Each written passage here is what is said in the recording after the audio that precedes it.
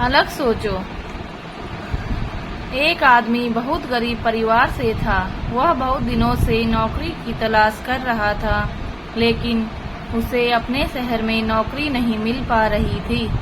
ऐसे में उसने दूसरे शहर में नौकरी तलाश करने का फैसला किया।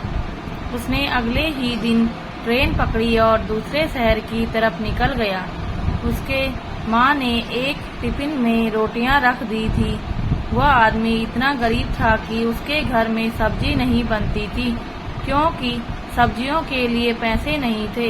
ऐसे में बस उसकी माँ ने रोटियां ही बनाई थी और उसको टिफिन में रख दी थी। जब उसका आधा सफर तय हो गया तो उसे भूख लगी। उसने टिफिन निकाला और रोटियां खाने लगा। जिस तरह से वह रोटी खा रहा था, उसके आसपास बैठने वाले लोग उसे देख रहे थे। वह पहले रोटी तोड़ता, फिर टिफिन में घुमाता जैसे कि उस टिफिन में सब्जी हो, फिर निवाला बनाकर अपने मुंह में डालता। ऐसे लग रहा था कि मानो रोटी के साथ सब्जी भी खा रहा है। लोग उसे हैरान से देख रहे थे। वह ऐसा क्यों कर रहा है, उन्हें समझ नहीं आ रहा था।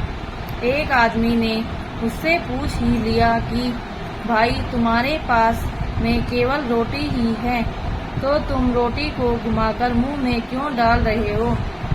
उस आदमी ने जवाब दिया कि हाँ, मेरे पास केवल रोटी ही है, लेकिन इस खाली टिफिन में रोटी घुमाकर मैं यह सोचकर खा रहा हूँ कि मैं रोटी के साथ अचार भी खा रहा हूँ। दूसरे व्यक्ति ने पूछा, क्या इससे उस आदमी को अचार का स्वाद आता है? उस आदमी ने कहा कि मैं रोटी अचार सोचकर खा रहा हूँ, तो मुझे स्वाद भी आ रहा है। जब उसके आसपास बैठने वाले लोगों ने यह बात सुनी तो एक आदमी बोला कि अगर सोचा ही था तो अचार क्यों सोचा, मटर पनीर या शाही पनीर सोच लेते।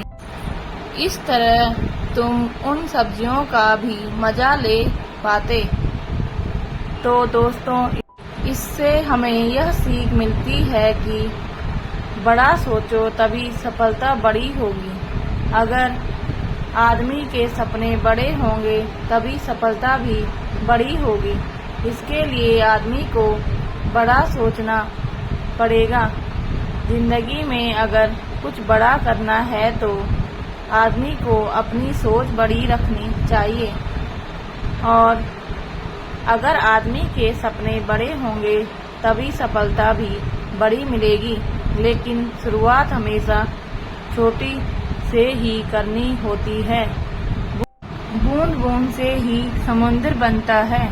दोस्तों, यदि आपको हमारी कहानी अच्छी लगी हो तो प्लीज़ लाइक, कमेंट, शेयर और सब्सक्राइब जरूर करें। धन्यवाद।